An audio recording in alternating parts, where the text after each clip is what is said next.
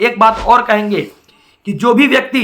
NIOS DLED की हैं और साथ में BEd की हैं, अगर सेशन मैच कर रही है तो उनके लिए भी यह बैड न्यूज है। यह बात आप लोग अपने माइंड में संज्ञान में ले लीजिए कि उनके लिए भी यह बैड न्यूज है, क्योंकि NIOS DLED जब कर रहे थे लोग उस समय स्कूल में प्रशिक्षण कर रहे थे, तो BEd कैसे कर सकते हैं। तो NIOS डिग्री उन्हीं के लिए वैलिड है जो स्कूल में प्रशिक्षण कर रहे थे और प्रशिक्षण करने के दौरान उन्होंने NIOS डिग्री को प्राप्त किया है। क्योंकि NIOS जब डिग्री हो रही थी उस समय स्कूल से सर्टिफिकेट बनवाया जा रहा था कि आप किस स्कूल से। डाटा जो है प्रिंटर के साथ साथ, स्कैनर के साथ साथ और डिजिटल थीम्स जितना सारा है सारा कुछ उपलब्ध रहेगा और आपको एक तरह से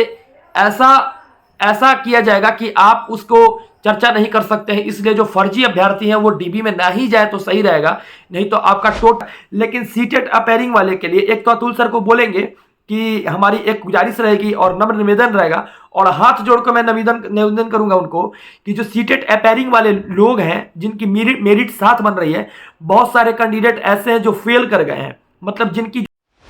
नमस्कार दोस्तों, स्वागत है आपका हमारा चैनल में। आज एक बिग ब्रेकिंग न्यूज ये है कि मंगलवार के दिन प्रशिक्षण शिक्षकों का पूरा कर लिया जाएगा, यानी जो नए शिक्षक बहाल होंगे उनको ट्रेनिंग देने के लिए एक लेटर निकला है। उस लेटर में बताया गया है कि मंगलवार की उनकी प्रशिक्षण पूरा हो जाएगी कि बच्चों को कैसे ट्रेनिंग देना है। यह लेटर मधेपुरा का है। तो लगातार बहाली के तरफ से देखा जाए तो लगातार लेटर पे लेटर निकल रहा है और किसी भी क्षण में रिजल्ट जारी हो सकता है, किसी भी क्षण में रिजल्ट जारी हो सकता है। और BPSC ने अपना डाटा को तैयार कर लिया है और डाटा को तैयार करने के साथ साथ कैसे कैसे रिजल्ट देना है 38 जिला में आपको क्रमबद्धता से नजर आ जाएगी। और साथ साथ अतुल प्रसाद सर का ट्वीट भी आया था, उसमें कहा गया था कि मिड अक्टूबर में BPSC का रिजल्ट आने वाली है, यानी जो मिड अक्टूबर है उसको 15 तारीख कहते हैं और 15 अक्टूबर को मिड अक्टूबर होता है। तो यह जो रिजल्ट का तिथि था आज के दिन कंप्लीट पूरा हो गई है और आज के बाद हमको पता है कि अतुल सर अपने समय से परे नहीं है, मतलब एकदम समय पर काम करना वो जानते हैं और अभी तक BPSC TRE में जो भी काम हुआ है वो समय के अनुसार परफेक्ट हुआ है। और ये भी हम बताएंगे कि अभी के बाद कभी भी रिजल्ट जारी हो सकता है, चाहे वो किसी भी कैंडिडेट का हो, 9, 10, 11, 12 का हो या 1 to 5 का हो, या कभी भी जारी हो सकता है। एक तरफ से मामला सुप्रीम कोर्ट में पड़ा हुआ है, तो सुप्रीम कोर्ट का जो मामला है वो मामला 15 से 20 तारीख के दिन जो आएगा, शायद PRT का रिजल्ट 20 के बाद जारी हो,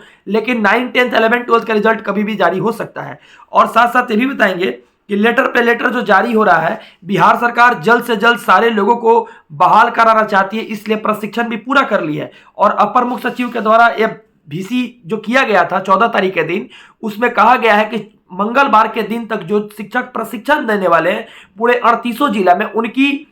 जो मतलब प्रशिक्षण का जो पढ़ाने का जो तरीका होता है उस तरीका को समझाया गया कि कैसे लोगों को प्रशिक्षित करना है। तो इनकी जो सारी प्रशिक्षण थी वो पूरी कर ली जाएगी। मंगलवार को सारे 38 जिला में उनको भेजा जाएगा प्रशिक्षण के लिए। और साथ साथ जैसे ही रिजल्ट आएगा वैसे ही डॉक्यूमेंट का एक तरह से लाइन लग जाएगा कि डॉक्यूमेंट हमारी क्या होनी चाहिए और किस तरह का डॉक्यूमेंट होना चाहिए। तो डॉक्यूमेंट के बारे में तो पिछले वीडियो में मैंने बताया, लेकिन सीटेट अपेयरिंग वाले के लिए एक तो अतुल सर को बोलेंगे कि हमारी एक गुजारिश रहेगी और नम्र निवेदन रहेगा और हाथ जोड़कर मैं निवेदन करूंगा उनको कि जो सीटेट अपेयरिंग वाले लोग हैं जिनकी मेरिट साथ बन रही है, बहुत सारे कैंडिडेट ऐसे हैं जो फेल कर गए हैं, मतलब जिनकी जो नंबर है मार्क्स बहुत कम आ गई है और BPSC में वो ज़्यादा पास कर गए हैं। तो उन लोगों को एक बार पहले रिजल्ट का इंतजार उन लोगों के लिए कर लेते हैं और उनका रिजल्ट बाद में जारी करते हैं। जो कैंडिडेट एक बार मान लीजिए कि सीटेट में फेल हो गए हैं और BPSC में पास कर गए हैं, तो उस तरह का कैंडिडेट भी बहुत सारे हैं। और जो कटअप के आसपास में है, जैसे जिनको आरक्षण मिलकर जिनको कटअप में लाया जा सकता है उनको तो ला ही रहे हैं, लेकिन जो फेल कर गए उनके साथ बनाना रिजल्ट एक तरह का मूर्खता रहेगा, हम बताएंगे, क्योंकि एक सीट खराब हो जाएगा। तो एक एक सीट पर ध्यान देना है और जो भी समस्या होने वाली है उस समस्या से निकालना है ताकि ज़्यादा से ज़्यादा इसमें नौकरी लग सके। और साथ साथ ये भी बोलेंगे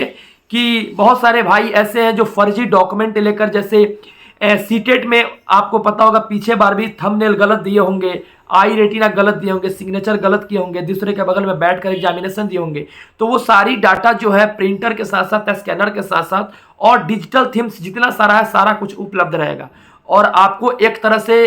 ऐसा किया जाएगा कि आप उसको चर्चा नहीं कर सकते हैं। इसलिए जो फर्जी अभ्यर्थी हैं वो DB में ना ही जाए तो सही रहेगा, नहीं तो आपका टोटल सर्टिफिकेट को खत्म कर दिया जाएगा और क्वैश कर दिया जाएगा। आपके सर्टिफिकेट को 9, 10, 11, 12 कोई भी रहेगा उसको क्वैश कर दिया जाएगा और बता देते हैं कि आपको जेल भी हो सकती है इसके लिए। तो ध्यान रहे फर्जीवाड़ा एकदम नहीं हो। और जो भी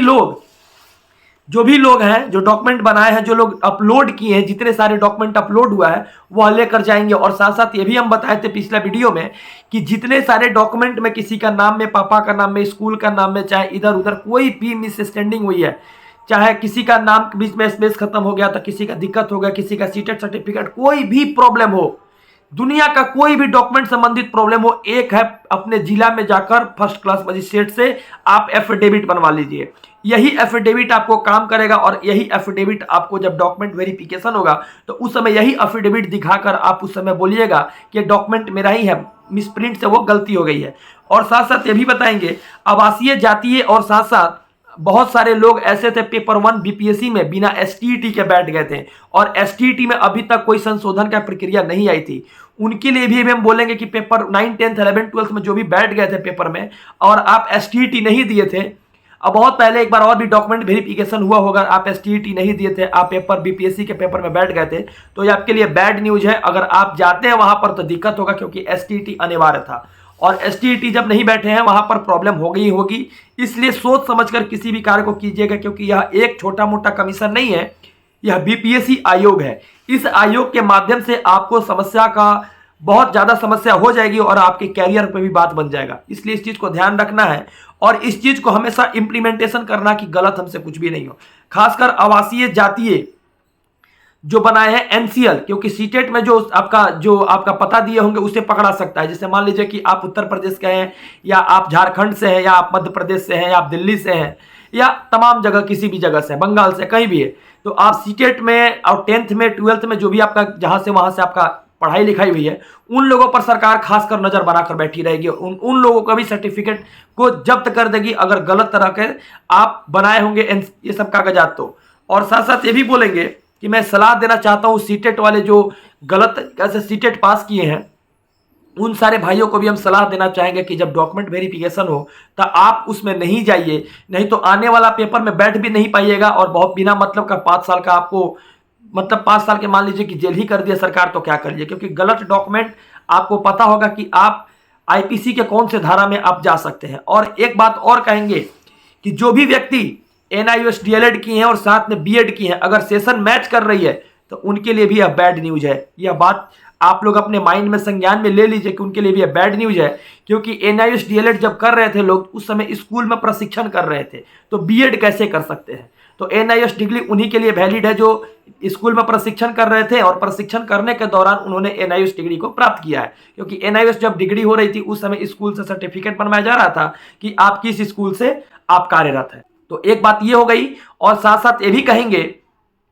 कि जो भी भाई बंधु देख रहे हैं सारे भाइयों को कहेंगे कि यह चीज को, सारे बातों को एक माइंड स्कीम अपने माइंड के अंदर सेट कर लीजिए कि करना क्या है। और भी बहुत सारा बात है, फर्जी सर्टिफिकेट हो गया 10th 12th और ग्रेजुएशन का हो गया, चाहे डीएलएड का हो गया या बीएड का हो गया, जो भी है, मतलब पीआरटी से लेके 1 to 5, 9 to 9, 10, 11, 12 जो भी है, अगर गलत सर्टिफिकेट है और गलत तरह का तरीका से आप जाना चाहते हैं इस तरह के माध्यम में, तो आपके ऊपर कार्रवाई भी किया जाएगा और जुर्माना भी किया जाएगा, दोनों चीज किया जा सकता है। इसलिए सर्टिफिकेट वाले थोड़ा ध्यान दे दें। हम बार बार इस बात को इसलिए बता रहे हैं ताकि आपको इस चीज का नॉलेज हो जाए। और इसके साथ साथ बीपीएससी टीआरई 2 का 22 तारीख के दिन लगभग नोटिफिकेशन आने वाला है, तो आपकी तैयारी धारदार हो और मैं चाहता हूं कि आपका एक सीट जरूर पक्का हो। तो इसके लिए किरण पब्लिकेशन का बुक से आप तैयारी कर सकते हैं और 9, 10 के साथ साथ 11, 12 में भी हर एक पुस्तक अवेलेबल है। आप जाकर स्टोर से बुक भी ले सकते हैं और इसको